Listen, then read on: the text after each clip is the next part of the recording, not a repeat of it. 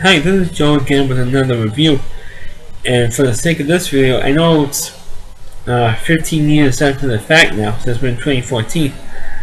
I'm going to do or discuss the ABC show ABC 2000, which started on December 31st, 1999, and ended at 4 o'clock in the morning on January 1, 2000.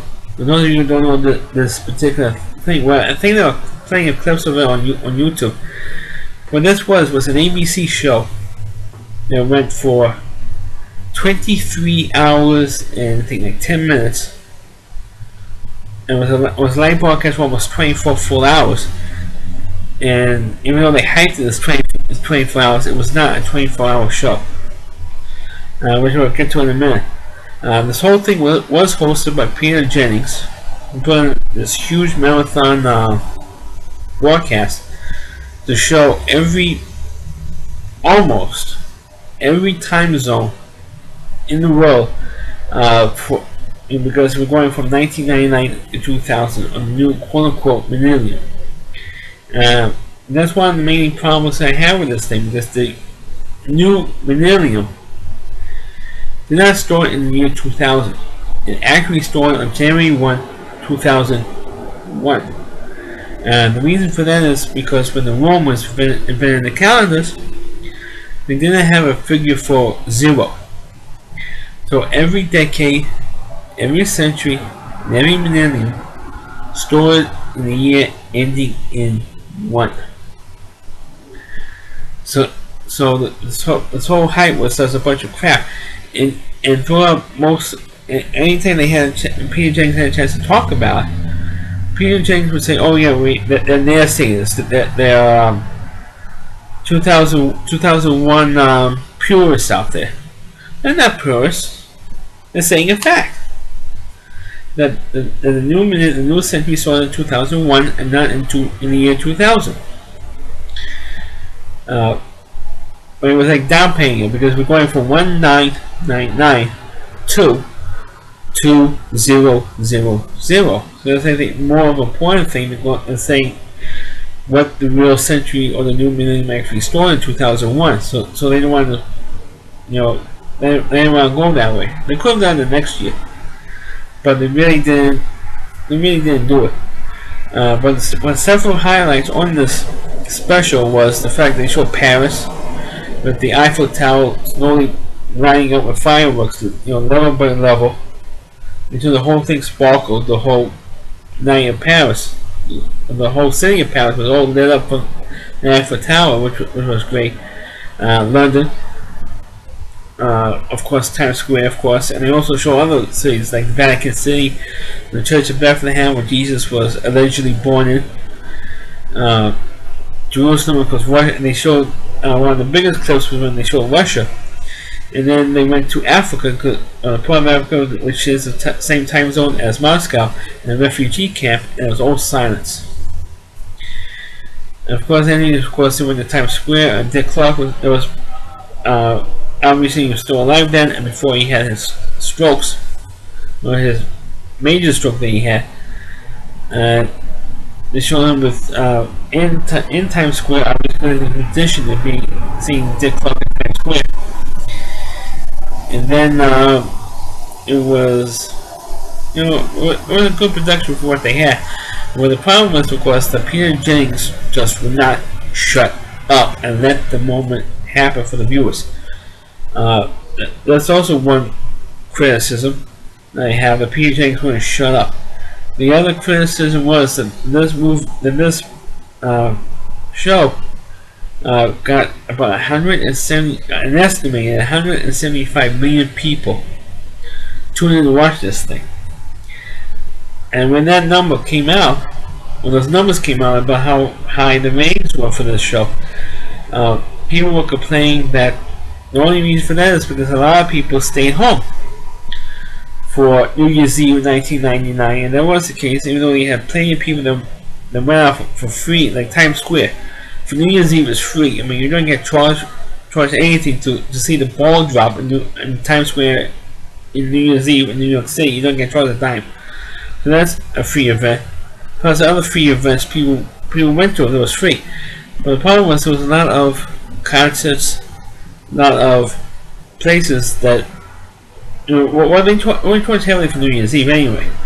But they went like 5 times, or even 10 times the amount they would normally charge for any New Year's Eve, because, like I said, it went from 1999 to 2000.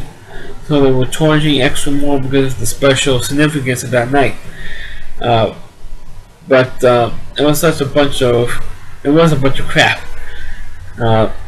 And so who cares that 175 million people tune in and watch? One of my other complaints about this thing is that it went to the local news breaks way too many times.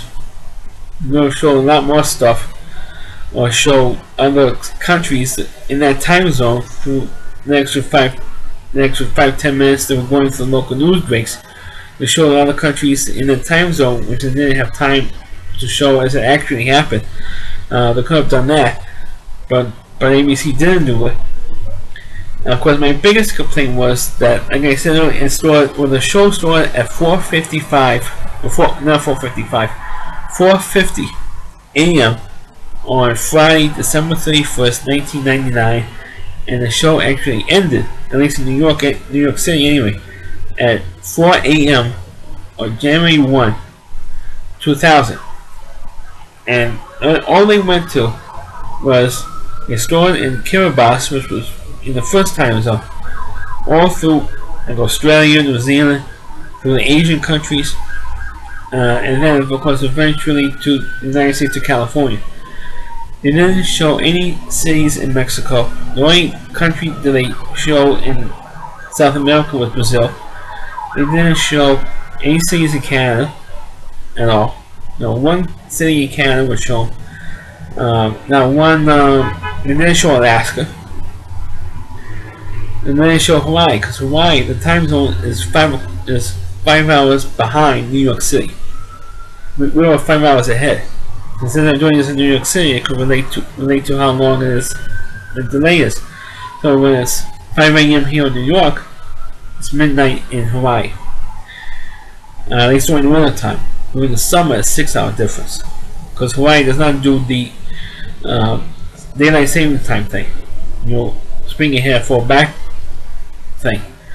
So when it's 5 o'clock in the morning here in New York City, it's midnight in Hawaii. So they didn't even show Hawaii, they didn't show Alaska, they didn't show anything. The only thing they went for is to California, and that's it. And then they went on for an extra hour after that, and ended at 4 a.m. with a singer singing Amazing Grace. That's it. So I was disappointed and didn't go further. I mean, if they really want to make it 24 hours, they would have made it planned for another hour on ABC. And one of the other big stinks of that was that they were hyping Barbra Streisand, Barbra Streisand's performance in this thing, because she was performing a New Year's Eve concert in Las Vegas to kick off another tour, and they only showed roughly about 45 seconds of one of her songs. I think it was a song Evergreen. But everyone else who was hyped to perform on ABC 2000, from Billy Joel to David Blaine, the magician, to Tim McGraw's wife. Forgot her name for a minute. I'm sure I didn't finish this video. I will remind myself what her name is. Oh, it's Faith Hill. From Faith Hill to Ray Charles, Harry Connick Jr. I mean, they showed all those before, and they had at least a full song. In some cases, like Faith Hill, she did 2 songs on the broadcast. Billy Joel also did 2 songs. One before midnight and one afterwards. And of course, Ray Charles did one. James Taylor did a song. Neil Diamond did a song. But they did it for performances. Barbra Streisand was playing 45 seconds of one song, which is also a rip-off. But the show itself, I thought, was well made despite these mistakes I pointed out. But like I said, Peter Jennings is shut, and now, thankfully, Peter Jennings is now quiet permanently because the son of a bitch died of lung cancer. That's what you get for smoking, folks. Because he smoked for years, he developed lung cancer. So, good for you, you son of a bitch. You liberal weenie. But as the show itself, I mean, he did do a good job hosting it, even though there were several parts of it that was just way too late. He had Dame Edna during the lull in the afternoon, about 3 o'clock, between 2 and 4 in the afternoon, 2 or 5 in the afternoon. There was a big lull, and he was talking to Dame Edna. He was spoken to Jim McKay did a sports feature on it, and Robin Roberts as well.